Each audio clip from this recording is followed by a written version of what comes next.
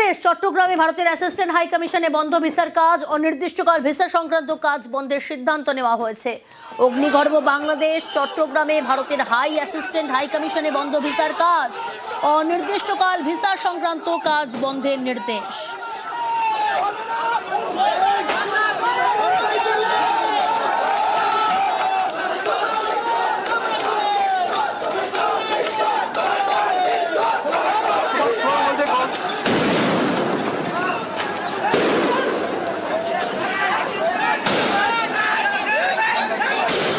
গত 19শে ডিসেম্বরে সেই ছবি দেখাচ্ছি আপনাদের। চট্টগ্রামে ভারতের অ্যাসিস্ট্যান্ট হাই কমিশনে বন্ধ ভিসার কাজ, অনির্দিষ্টকাল ভিসা সংক্রান্ত কাজ বন্ধের সিদ্ধান্ত।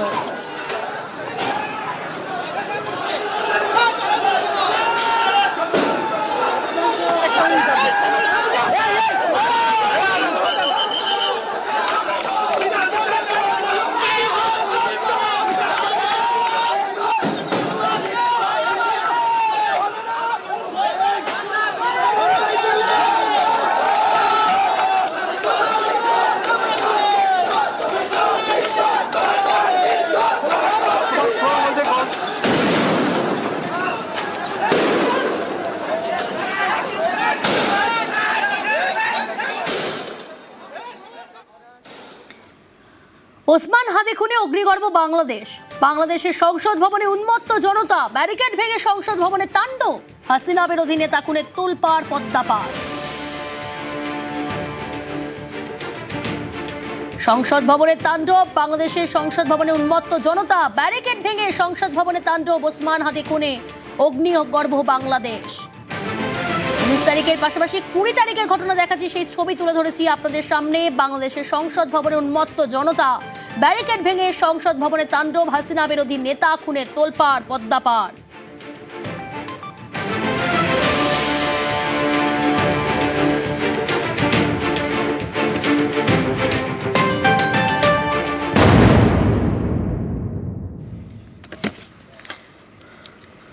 মুর্শিদাবাদে ভরতপুরে বিধায়ক হুমায়ুন কবির নতুন দল ঘোষণা করবেন সোমবার। তার আগে হুমায়ুনের গলায় সংখ্যালঘু ভোট একজোট করার হুঙ্কার। 2,82,00,000 মুসলমান ভোট আছে, তাদের 1.5 কোটি ভোট হুমায়ুন কবিরকে দিলে 90টা সিট পাবে। বেশি পায়তারা করলে 294টাই লড়বো। যে জিতবে যে হারবে কাউন্টিং এর দিনে বুঝে নেবে।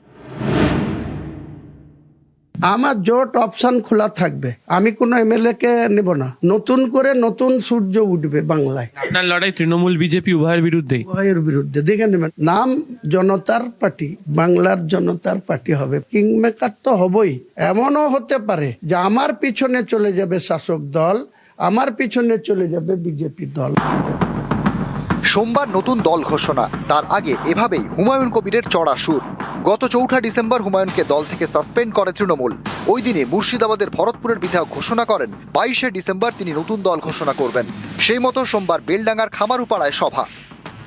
আমি মনে করেছি আমার সূচনাটা একটু রাজকীয় ভাবে হোক, আম পাবলিককে একটু ফ্রি হ্যান্ড দিয়ে। বহরমপুরে বাধা দিয়েছে তৃণমূল, আমার মনে হয় আরো আমার মঙ্গলই করেছে। আমি অনুমান করছি 4 লাখ লোক উপস্থিত হবে। আসামের বরপেটা থেকে কিছু মানুষ ফোন করেছিল, তারা লাক্সারি বাস ভাড়া করে সভাতে যাবে। লোগও হবে। আমি টেবিল আমার খুব পছন্দ, টেবিল রেখেছি, জোড়া গোলাপ ফুল রেখেছি। নিজেরা তাদের বাপকে নির্বাচিত করবে। বিজেপি শুভেন্দু অধিকারী যদি সংবিধানকে তক্কা না করে আমি হিন্দুদের এমএলএ, আমি হিন্দুদের ভোটে নির্বাচিত, আর মুসলমান যে কটা এমএলএ তৃণমূলের জিতে আসবে বিধানসভায় তাদের চ্যাংদোলা করে রাস্তায় ফেলবো, তা আমি 2,82,00,000 মুসলমান ভোট আছে, তাদের 1.5 কোটি ভোট হুমায়ুন কবিরকে দিলে 90টা সিট পাবে। বেশি পায়তারা করলে 294টাই লড়বো। যে জিতবে যে হারবে কাউন্টিং এর দিনে বুঝে নেবে। ক্যামেরা অসিত দাসের সঙ্গে প্রণব বন্দ্যোপাধ্যায় এবং আবির ঘোষাল, নিউজ 18 বাংলা।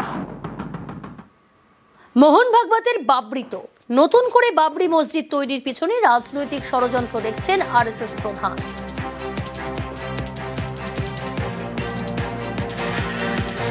एक झगड़ा चल रहा था, अंत में कोर्ट के हवाले कर दिया कि भाई आप निर्णय करो, और एक निर्णय दिया तो वहां राम मंदिर बन गया। ये मंदिर मस्जिद वाला झगड़ा वहां समाप्त हो। अब फिर से बाबरी मस्जिद बनाकर उस झगड़े को रीस्टार्ट करने का ये पॉलिटिकल षड्यंत्र है, मतों के लिए हो रहा है। न ये मुसलमानों की भलाई में है, न ये हिंदुओं की भलाई। झगड़ा खत्म हो रहा है, अच्छी सद्भावना बनेगी तो ये फिर से वो खाई चौड़ी करने का प्रयास हो जाता है। ऐसा नहीं होना चाहिए, ऐसा मुझे लगता है।